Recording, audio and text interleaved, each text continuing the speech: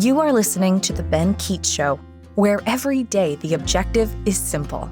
Ben will never stop fighting the fight and lighting the light on topics that affect you every day. Welcome, everyone, folks, people all across the fruited plains. My name is Ben Keach, and this is the Ben Keach Show. And we have an amazing guest today, Linda Hills. I'm going to kind of tell you a little bit about her as we kind of bring her on here. So, Linda and we actually met through a mutual passion of ours through the Enneagram. And I've not talked a lot about the Enneagram on this show, but the Enneagram is in essence a measuring of core fears, core motivations. At some point, we'll get more into that later. And so we had just had some commentary about it and became friends. And she has an amazing story that I think is going to relate to many of you. Let me tell you a little bit about her. So Linda is a wholehearted, compassionate mental health therapist, a grace coach, a recovery consultant, a semi retired massage therapist out of the Oklahoma City area. She was actually born and raised in Northwest Oklahoma, has a tie to Ulysses, Kansas, where some of you are from, at least on the Kansas side, maybe not from Ulysses, because I don't know how much of a big metropolitan area that is. That's a joke for all you Kansas folks. Linda graduated with her master's in education and counseling from Southwestern Oklahoma State University in 2010. She is a licensed professional counselor. Um, Lots of different life experiences from sexual trauma, codependency, substance abuse, religious abuse, spiritual bondage, and just simply feelings of not enough. And it's kind of led her through a path of self-discovery as well as trying to help others experience some of the the benefits that she has as we try to get out of messy parts of our life and go to amazing parts of our life. So that's kind of what we're going to be talking about today. So all of that stuff, Linda, welcome to the show. So excited to have you here today. Thank you. I'm happy to be here. Yeah. Well, let's start kind of simple. Tell everyone a little bit, kind of maybe why you're here, just about yourself. Just from your, I did a summary, but just kind of tell everybody a little bit about you. Yeah. So I think a little bit about me. First, I want to say I'm an aunt and I'm a great aunt. And that is like my highest calling, to be able to walk with these children and just love on them and um, help be maybe a positive role model for them, to know that they can overcome anything that they've gone through or that they will go through, because that's my story. Um, Really, what's important to me is that people understand their worth and that they know that they're enough no matter what. It doesn't matter what their behaviors have been or what other people have said or done to try to define them. They are beautiful, precious people. And I think that people just don't know that enough. Right. So because of my life experiences and the things that I've went through, the recovery that I've walked through, I just want to be able to share this story to be able to help people on a larger level. Yeah, no, that, and it's, would you say that when you were you, how do you look at your life growing up? Because I don't know if I had some of that. I don't know if I had an aunt quite like you. I had, people in my life, but sometimes it's hard to find people that actually are willing to speak into the lives of children. How did you have someone like you growing up, or what was that like for you? I had a great family. I believe I was very loved, but I was from a small community, and we didn't really get outside of our community. Um, I didn't travel a lot as a child, so I didn't really see the world. Right. Um, I had a lot of people who loved me, but no one that like told me who I was. Like at my core, like Right. that I was a beautiful, precious child. Um, actually had some negative things that happened with family members that led me on a path that wasn't healthy for me. So that is why I do want to be able to be the aunt that is making a positive impact. Yeah. No, I've I've kind of wrestled personally also with, what is our role as adults, whether, especially even with family members, like what are we supposed to be doing or not doing? And I think that there is very simple tasks, with previous generations providing and nurturing and basic things, but how much do we put ourselves into the education and the loving process of whether it's nieces, nephews, sons, daughters, just people. And um I don't know, I love what you're doing because I think being more proactive is the way to go, versus just kind of letting things happen and it's not really my place, it's not really my role. I don't, can I really say anything? I don't like that. Um, Yeah, I think I think it's important for us to be intentional. I think in the past, in the past it was like children are to be seen and not heard. right, And I think that we're changing that in the generations now, and just knowing that the children are the most important in relationship in our family, because if they don't know how precious they are, they're going to go down the wrong path. right, yeah, no, and So that's we really have to take the time to pour into them and be intentional with our playtime, even just knowing that it's okay to be children and not little adults. Like some people say, no, you should treat children as little adults, but I don't believe that. I think children need to be children so that they can develop as children and continue to grow into young adults. yeah, no, I love that and completely agree with that. And I used to, I would kind of talk about that exact thing with high school kids, just about, because sometimes kids think, well, you don't want to be, what's the word? Not smother, but just, like they would, I didn't want kids to be overexposed. If that made them a little naive, then that made them a little naive. But there's a progression to life, and they don't have to see or know everything so early sometimes. I don't, I just something inside me, I just didn't like the way that felt. I Yes, think the protection of kids is okay. they do need to be protected. With everything going on, even in the world today, with some of the things that they're trying to bring into the schools, I think it's really important. Children need education, but they need age appropriate education.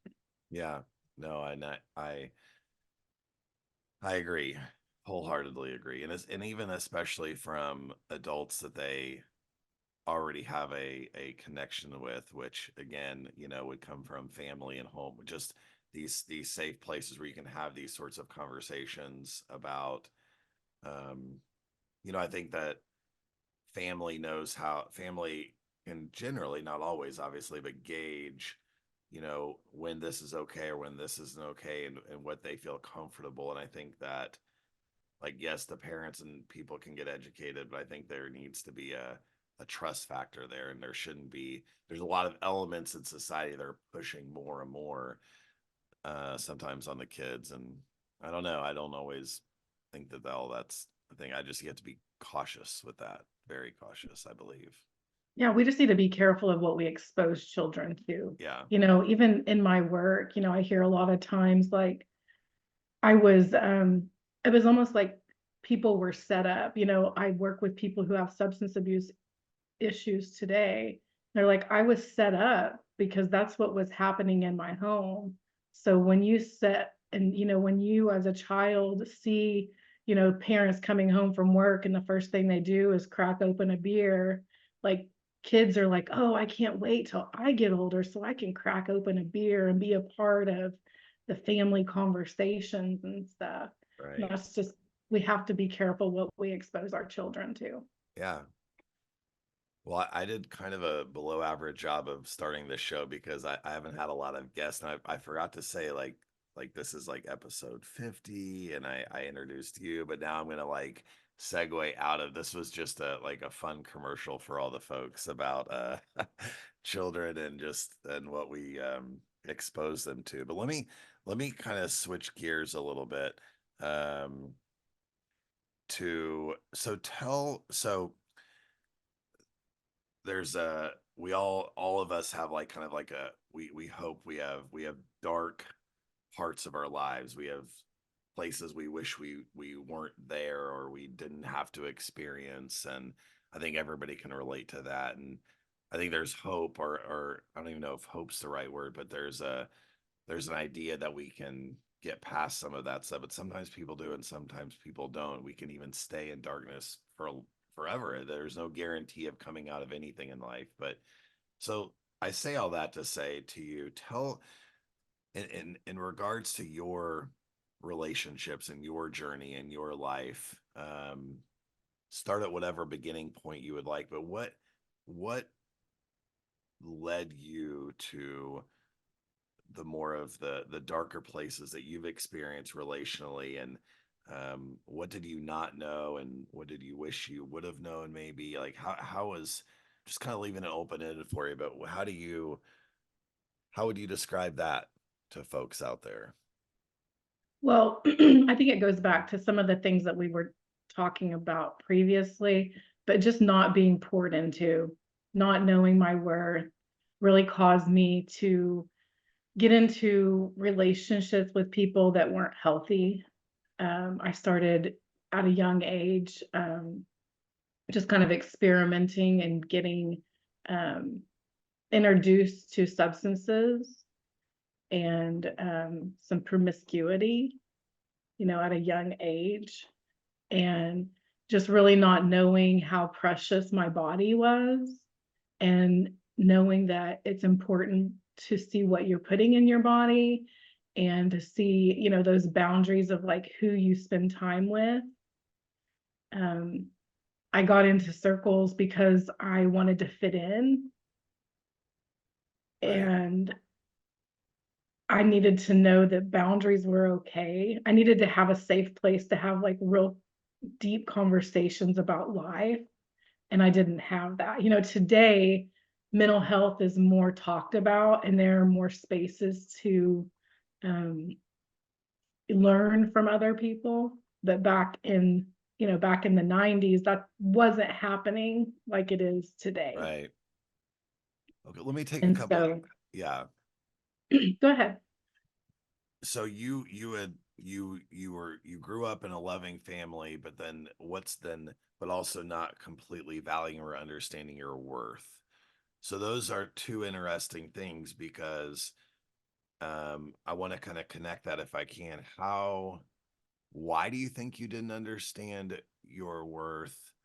Um, but you did know that you were loved. So how would you explain that dynamic? Because I think a lot of people do feel love, but they don't fully grasp the beauty of themselves. So Yeah. how would you explain that dynamic to people? Well, often I'll say like there's a lot of both ands in life. And so I knew I was loved by my family because they were always there for me.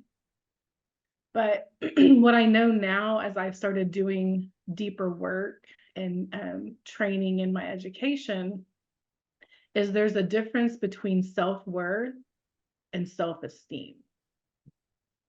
And our self-worth is inherent. We're worthy because we are born.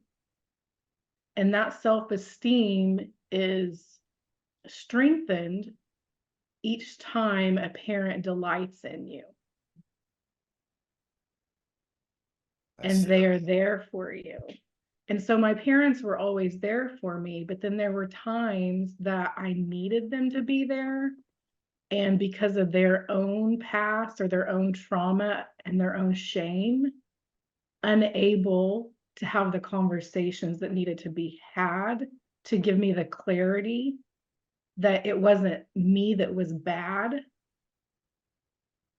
There were bad things that happened. Right. Right.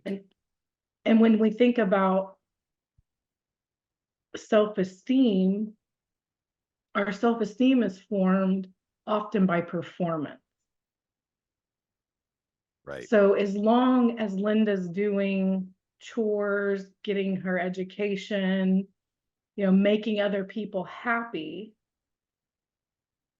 I'm okay. But whenever you get to a place where you're tired of performing to make other people happy, then you don't know your worth.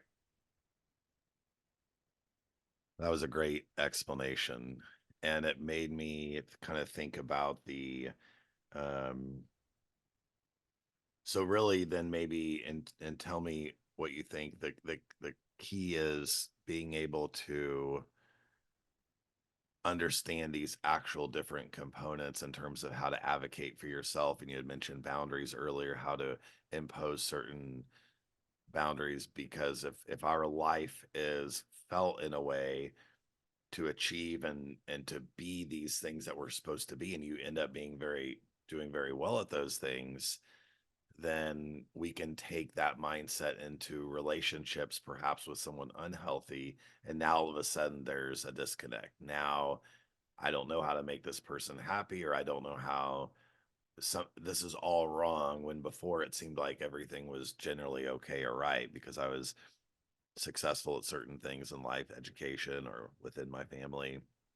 And now everything does it is that what happens when we enter a relationship with someone else, that we maybe shouldn't, that there's something off and we don't know how to do that correctly? Or I'm trying to make the connection to relationship with what you're saying, because I loved what you were saying. Yeah, I think, like growing up, a lot of times we don't see how relationships actually work. We see our parents are in relationship, but we don't necessarily know how to have healthy conflict resolution. We don't know how to actually get in there and resolve issues and be able to see like that just because I did something that maybe like hurt hurt the other partner doesn't mean that I'm bad. I see. Okay. Right. Did you have, and I'm curious because I experienced this, in just the dynamic of my marriage. Did you feel at times you were in your relationship or relationships that you were actually wrong or failing and didn't know how to process the failure of it? How did you internalize the mess that you saw in front of you? Well, I think it was like as long as I was doing what he wanted me to do, Mm, then everything was okay. But, if I had my own opinion about things or I wanted something that he wasn't willing to give me, then it was like, I don't want to deal with you. how would you summarize then? Like, I have a word that comes to mind, but how do you summarize that mentality that he had then in the relationship? Well, I think that he was what I know now, I think he was more of a kind of a one-upper. Like he felt like he was better than me. I see. And S- so like the way he thought relationships were or what he wanted was more important than what I wanted or what I needed. Yes, and the word I was thinking was just selfishness. It seems like there's there may be other words as well. Some we share, some we don't, but it definitely, selfishness seems kind of, not, and maybe not even love. I mean, maybe there's love in some senses, but love, um that wouldn't feel like love, I don't think. I don't know. Well, maybe less.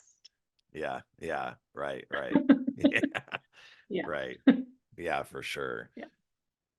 I I experienced the um because in my marriage, and say all of this with respect, that she was such an achiever in all areas of life. Whatever she did was great. Her friendships, her work, her school, her athletics. I mean, uh she was voted as a captain her freshman year in college. I mean, she was that person. So then we all know that in relationships, regardless of who we are, we fail, we fall short, we don't always know how to put words to it. And Yes. that was difficult, for her to kind of wrap to wrestle with that. We had lots of conversations about that, good conversations too, but it was just it was a that was her difficulty. And I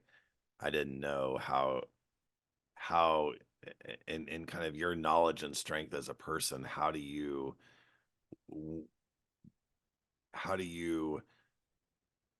was the desire to meet his needs ultimately the most important thing for a period of time? Or like, how do you break out of that mindset when you're in Yeah, the middle of it? I think that's exactly what it was. I mean, there was definitely times that he was meeting some of my needs, but not all of my needs. Right. But I poured so much into him.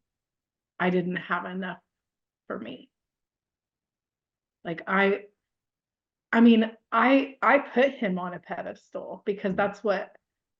that's the kind of relationship I wanted. I wanted us both to be able to pour into each other. And I thought the more I poured into him, he would pour into me. And that did never happened. do you think that you saw his potential and what he could be within a relationship, and that was Absolutely. always that dangling carrot, like if we can just get to that place? Yeah. Yeah. Yeah. Yeah. Cause again, kind of like what you're talking, like total respect. Like I I don't want to talk bad about people, Right. because I realize that all people are human. Right. But I saw him. He's a beautiful, precious person. But some of the things that he does are not healthy for me to have in my life. Right. What would be things, looking back at it now, that you thought that he did, even during the good and bad times, that he did meet some of your needs? And what needs did you feel like probably never were ultimately met? Like what? Yeah. Um, he was good at lifting me up when things were rough, when I Okay. didn't understand. He was someone that could help give me clarity when I couldn't see Mm. clarity. Right. Like he, I think in a certain sense he did see me as well. Like he saw me, but because of the way I was raised and the way he was raised was so different that we couldn't like integrate. What was um what were some of the ways that you were raised differently that may have impacted your relationship? Well, because I was in a two-parent home Mm. and he wasn't. Okay. And then like I think he had more substance abuse around his family than I did. Um, so there were just things that he was doing that I got pulled into that Right. wasn't healthy for me. And I knew that that wasn't the path that I wanted to be going down. That's not how my parents raised me. That's not what I wanted for my life. Right. Did when you were there was there a moment or a series of moments where you knew personally something has to give, something this can't, like, was it difficult to get out of it? Did you wrestling with yourself and then him, and were there times like pulled away, but he was able to kind of keep you in it, in Yeah. his own way? How was Yeah. how did that work? Well, I think again, not knowing my worth kept me in that relationship for way longer than I needed to be. And also, I think seeing the world, because I kind of just thought that men would this is kind of silly and very naive, but that men would just kind of get their shit together Right. and then they would eventually do the right thing. Makes Uh, sense. Yeah. Logical. Eventually, right? yeah, but I mean, I put up with way too much in that relationship. I mean, he had children with another woman. Um, Right. you know, Right. but I thought, you know, I listened to his words and not his actions. Yeah. And the Right. actions and the words never matched up. But the when I knew for sure was when I was finishing my master's degree and he had gotten his now wife pregnant for the second time. It was like, oh, like you got to do something different, you Right. know. And I unfortunately became very rageful and attempted to. Well, I ended up getting domestic violence charges pressed against me. Oh, wow. Yeah. I had hit him and slapped him and scratched him, and I ended up going to jail. Um, and that was like, okay, things have to change. So that was the beginning of moving away from that relationship, but it still took a long time. And I know now it was because it was an abusive relationship. And it was not a physical abusive relationship, even though I put my hands on him. He always knew to stand back. But the emotional and the mental abuse of I love you and I can't meet your needs or wants. Like, it was false love. It wasn't real love. Like he Right. would say he loved me, but real love is action. Right. So then in a way, everything probably deep down, one way or another, connected to this hope that you had of what it could be, what it might be, what it should be, what he had the potential to be. And so the continual realizations that, and with the second child, or the different, all the different dynamics that you felt, um eh, um like, what came out of your body in a rage, was it just a realization that all of these dreams and thoughts that of what this could, it just wasn't going to happen, and there was just an anger? is that Yeah. is Yeah. that kind of true, maybe? Yeah. And just like feeling like a complete fool, Yeah. you know, I felt like a complete fool. Like I've given all of this time and energy and investment, and it was, yeah, and shame, a lot of shame. Right. Right. Folks, we are going to, there's so much more to get to.